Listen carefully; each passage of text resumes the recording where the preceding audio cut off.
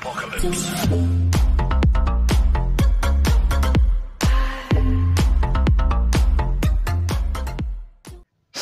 warahmatullahi wabarakatuh. Halo, apa kabar semuanya? Ketemu lagi dengan gue Andre Turis Power Upload Channel yang pasti bakal mereaksi video yang amazing. Apa kabar semuanya? Mudah-mudahan sehat selalu, yang pasti di bawah lindungan Tuhan Yang Maha Kuasa. Dan kesempatan kali ini gue bakal mereaction video yang sangat luar biasa banget. Ini salah satu sejarah dari Nanggro Aceh Darussalam. Wow, luar biasa banget. Dan ini ada sahabat gue, saudara gue dari Aceh nih. Ya, dia DM, ya, direct message ya. Melalui Instagram, ya, dia memberikan link dan minta di reaction, dan sangat luar biasa banget ya. Dan ini judulnya aja Wali Allah dari Aceh. Masya Allah, Wali Allah dari Aceh. Dan memang wali itu tersebar di seluruh Nusantara ya, banyak banget. Salah satu dari Aceh. Penasaran kan? Yuk kita reaction bareng-bareng aja. Kita mulai 1, 2, 3. Assalamualaikum warahmatullahi Sejarah nih. wabarakatuh. Waalaikumsalam warahmatullah. Aceh harus bangga. Wow. Dan dunia harus tahu, Aceh adalah bumi aulia, Masya Allah. bumi para wali Allah. Masya Allah. Banyak sekali aulia di Aceh ataupun wali Allah, baik itu yang terkenal maupun yang tidak. Ya. Salah satunya adalah Abu Ibrahim Waila. Dan bahkan Abu Ibrahim Waila. Masya Allah. Baru dengar ini juga gue baru tahu ya, ya. Jadinya ini salah satu sejarah juga, sejarah yang harus kita ketahui juga ya. salah satu presiden Indonesia yaitu Gus Dur sangat mengagumi beliau. Masya Allah. Simak videonya sampai selesai. Tetapi sebelum lanjut, jangan lupakan untuk tekan tombol like, bagikan videonya sebagai sarana dakwah bagi orang lain, dan jangan lupa tekan tombol subscribe untuk mendapatkan video-video terbaru dari channel Tafakkur Fiddin.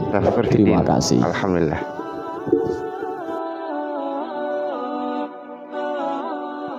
Sebagai tokoh yang dihormati dan dikagumi banyak orang, rumah Gus Dur tak pernah sepi dari kunjungan para tamu. Masya Allah. Baik dari warga NU, pejabat, politisi, wartawan, dan sebagainya. Gus Dur menerima tamu-tamunya biasanya dengan pakaian non-formal. Karena kondisi fisiknya yang sudah lemah, biasanya para tamu diajak mengobrol sambil tiduran di lantai. Nuruddin Udin Hidayat, yang merupakan salah satu santri Gus Dur, suatu ketika ia merasa terheran-heran ketika ada tamu. Gus Dur meminta untuk digantikan pakaiannya dengan kain sarung dan peci, seperti ketika mau sholat Idul Fitri. Seumur-umur ia belum pernah melihat Gus Dur seperti itu.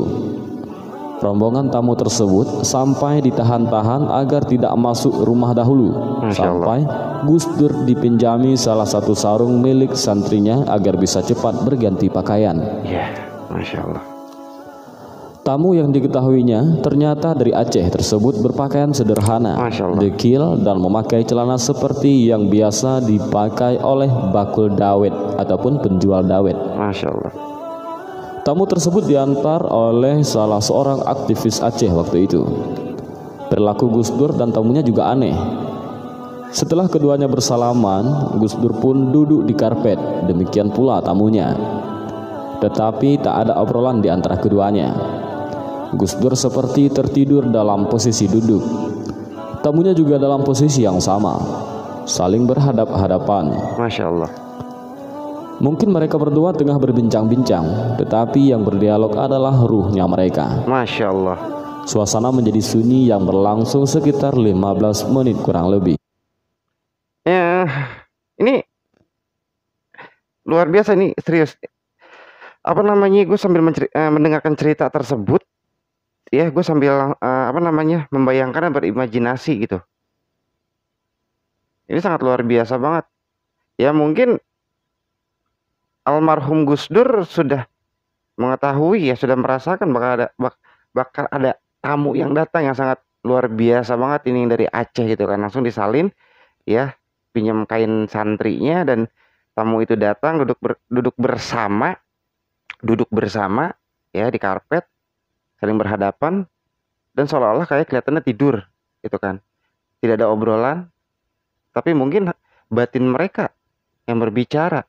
Masya Allah, ini sangat luar biasa ini. Masya Allah, merinding. Mungkin kalau orang-orang yang biasa itu melihatnya, ini kenapa sih, kok ada apa, kok saling diam-diam gitu ya. Tapi kalau untuk yang punya kelebihan, masya Allah, yang tahu, yang mengerti maksudnya, ini luar biasa. Setelah sang tamu bangun, ia langsung pamit pulang. Nah kan, tak ada perbicaraan. gak ada pembicaraan. Udin, karena merasa penasaran, dia bertanya, "Gak biasanya Bapak menerima tamu seperti ini. Sangat istimewa. Siapa dia, Pak?" Si Udin tanya Udin. Kemudian Gus Dur menjawab, "Itu adalah wali." Masya Allah. "Apa ada wali seperti itu selain beliau di Indonesia?" tanya Udin, yaitu santri Gus Dur dan sekaligus asisten Gus Dur waktu itu. Masya Allah. "Tidak ada. Adanya di Sudan," jawab Gus Dur. Orang yang sangat dihormati Gus Dur tersebut ternyata adalah almarhum Tunku Ibrahim Waila dari Waila, Aceh Barat. Abu Ibrahim Waila adalah salah seorang ulama pengembara. Ulama ini dalam masyarakat Aceh lebih dikenal dengan Abu Ibrahim Kramat. Belum pernah terjadi dalam sejarah di Waila ataupun Aceh Barat bila seseorang meninggal ribuan orang datang melayat ataupun takziah, kecuali pada waktu wafatnya Abu Ibrahim Waila. Masya Allah. Selama hampir 30 hari meninggalnya Abu Ibrahim Waila, masyarakat Aceh berduyun-duyun datang melayat ke Kampung Pasi, Aceh, Kecamatan Waila Induk, Aceh Barat, sebagai tempat peristirahatan terakhir Abu Ibrahim Waila. Masya Allah, merinding nih gue nih. Selama 30 hari, ribuan orang setiap hari tak kunjung henti datang menyampaikan duka cita yang mendalam atas wafatnya Abu Ibrahim Waila itu. Sehingga pihak keluarga menyediakan 400 kotak air aqua gelas dan 3 ekor lembu setiap hari dari sumbangan pemerintah Aceh waktu itu. Setiap hari, Masya Allah, luar biasa, ini berkah banget ya. Menyediakan 400 kotak air aqua. Satu kotak air aqua isinya 40 dikali 400 berapa? Hitung sendiri, banyak ya. Dan 3 ekor lembu setiap hari dari sumbangan pemerintah Aceh. Masya Allah, ini sangat luar biasa banget ini. Apa namanya? Bisa dikatakan ini sang aulia. Aulia dari Aceh ya. Gue sendiri ya sebagai apa namanya? Sebagai suku Sunda gitu kan, gue meyakini dan mempercayai gitu, wali Allah itu banyak banget ya. Selain yang terkenalnya 9 wali Songo itu, yang lain tuh banyak banget ya. Salah satunya itu yang ada di Garut ya.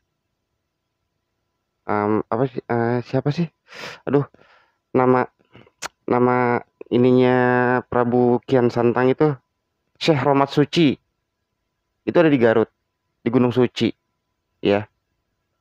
Banyak, pokoknya banyak ini kalau diceritakan tentang apa namanya, wali-wali Allah itu banyak banget, luar biasa banget. Dan salah satunya ini di Aceh. Masya Allah, Allahu Akbar. Untuk menjamu tamu yang datang silih berganti ke tempat wafatnya Abu Ibrahim Waila. Begitulah pengaruh keulamaan Abu Ibrahim Waila dalam pandangan masyarakat Aceh, terutama di wilayah Aceh Barat dan Aceh Selatan. Abu Ibrahim Waila yang bernama lengkap Tunku kira-kira sama seperti Ustadz ataupun Kiai, yaitu Ibrahim bin Tunku Sulaiman bin Tunku Husin, dilahirkan di Kampung Pasi, Aceh, Kecamatan Waila, Kabupaten Aceh Barat pada tahun 1919 Masehi. Masya Allah. Menurut riwayat, pendidikan formal Abu Ibrahim Waila hanya sempat menamatkan sekolah rakyat ataupun SR. Selebihnya menempuh pendidikan daya ataupun pesantren salafiyah ataupun pesantren tradisional selama hampir 25 tahun lamanya. Bro, pesantren 25 tahun, Masya Allah ya. Ini sangat luar biasa banget. Ini sudah apa namanya, sudah benar-benar menyerahkan diri kepada Allah Subhanahu wa Ta'ala untuk mempelajari ilmu-ilmu ilmu-ilmu Islam. 25 tahun pesantren, bro.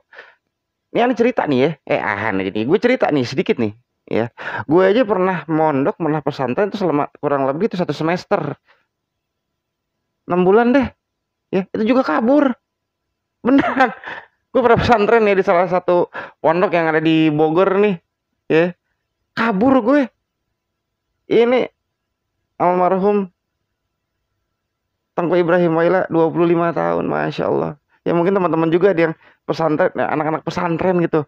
Ya dari Gontor, dari mana, Masya Allah ya, luar biasa banget kan ngerasain anak-anak pondok tuh kayak gimana. Ya di pondok tuh kayak gimana, subhanallah. Sehingga dalam sejarah masa hidupnya Abu Ibrahim Waila pernah belajar 12 tahun pada Syekh Mahmud, yaitu seorang ulama asal Lu'ungah, Aceh Besar, yang kemudian mendirikan Dayah Bustanul Huda di Blangpidi, Aceh Barat. Di antara murid Syekh Mahmud ini selain Abu Ibrahim Waila juga Syekh Mudawali Al-Khalidi yang kemudian sebagai seorang ulama tarekat Naqsabandiyah yang sangat tersohor di Aceh. Konon Syekh Mudawali hanya sempat belajar pada Syekh Mahmud sekitar 4 tahun. Kemudian pindah ke Aceh Besar dan belajar pada Abu Haji Hasan Kurangkali selama 2 tahun.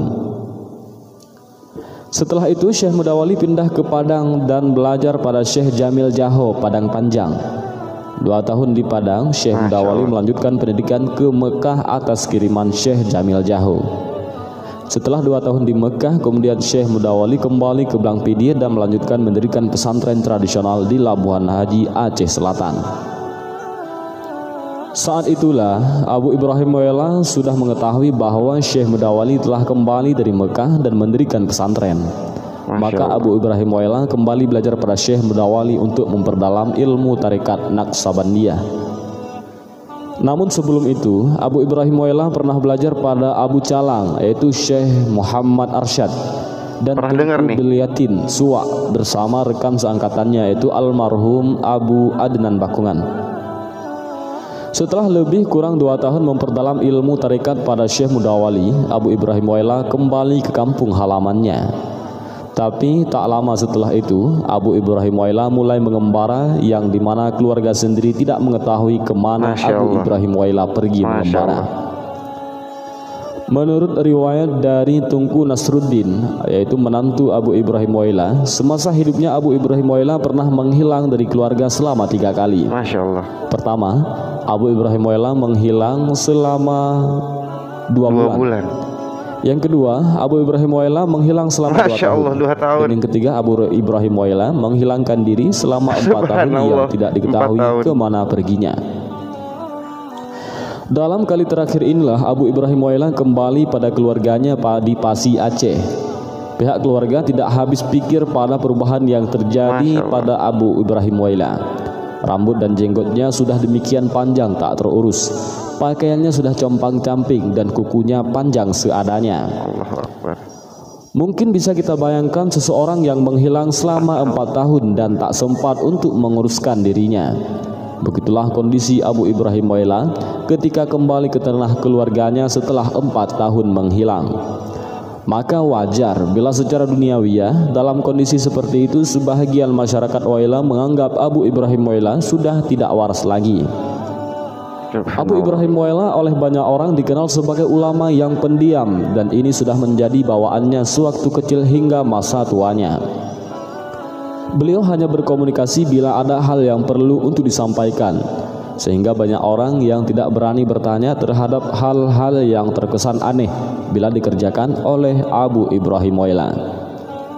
Sikap Abu Ibrahim Waila seperti itu sangat dirasakan oleh keluarganya, namun mereka sudah tahu sifat dan pembawaannya demikian. Keluarga hanya bisa pasrah terhadap pilihan jalan hidup yang ditempuh oleh Abu Ibrahim Waila yang terkadang sikap dan tindakannya tidak masuk akal. Dan ini gue sambil ngedengerin, gue sambil berimajinasi, terus terang aja ya, sambil berimajinasi, bukan hanya sekedar ngedengerin gitu kan, tetapi sambil berimajinasi di pikiran gue tuh digambarkan, ya, di pikiran gue tuh digambarkan, alur ceritanya juga. Jadinya ini luar biasa banget, emang salah satu aulia ya, ulama ya, yang sedikit bicara yang tapi banyak bekerja. Subhanallah banget, ini luar biasa. Tapi begitulah orang mengenal sosok Abu Ibrahim Waila. Allahu Akbar. Tokoh ini merupakan orang yang sangat dihormati di Aceh. Masyarakat Aceh memanggilnya dengan Tunku Ibrahim Waila dan percaya bahwa beliau sering menunaikan salat Jumat di Mekah dan kembali pada hari itu juga. Menurut keterangan masyarakat di sana, Beliau bisa berjalan cepat dan lebih cepat daripada mobil. Dan tentu itu bukan seperti yang kita bayangkan. Beliau jarang naik bus, tapi lebih senang berjalan kaki. Ia juga dipercaya bisa menghilang. Ada orang yang menyebutnya sebagai dewa tidur, yang menghabiskan hari-harinya dengan tidur. Tunku Ibrahim Moela juga bisa mengetahui perilaku seseorang, dan sering sekali orang yang menemui beliau dibacakan kesalahannya untuk diperbaiki. Masya Allah, ini karamah sangat luar biasa nih. Sebelum terjadinya tsunami, Abu Ibrahim Moela pernah mengatakan air laut bakal naik sampai setinggi pohon kelapa, dan ternyata terbukti tsunami. Masya Allah. Dan banyak kisah-kisah gaib yang lain tentang Abu Ibrahim Moela. Ulama karismatik ini selalu dicari-cari hanya untuk dimintai berkahnya ketika beliau masih hidup. Masya Allah. Tokoh karismatik ini, yaitu Abu Ibrahim Moela, meninggal pada Juli 2009 lalu dalam usia 90 tahun di kediamannya, yaitu di Desa Pasi, Aceh, Kecamatan Waila, Kabupaten Aceh Barat, dan dikebumikan tak jauh dari rumahnya. Dan ribuan pelayat pun memberinya penghormatan terakhir.